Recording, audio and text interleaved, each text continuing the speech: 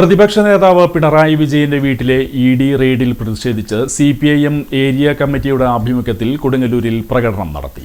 പ്രതിപക്ഷ നേതാവ് പിണറായി വിജയന്റെ വീട്ടിൽ നടന്ന ഇഡി റെയ്ഡിൽ പ്രതിഷേധിച്ച് സിപിഐഎം കൊടുങ്ങല്ലൂർ ഏരിയ കമ്മിറ്റിയുടെ ആഭിമുഖ്യത്തിൽ നഗരത്തിൽ പ്രതിഷേധ പ്രകടനം നടത്തി.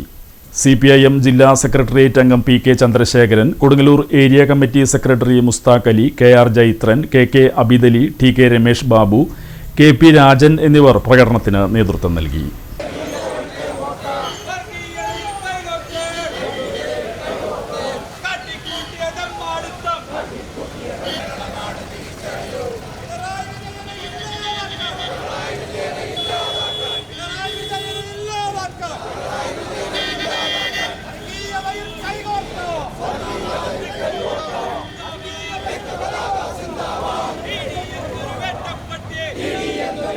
Fuck it.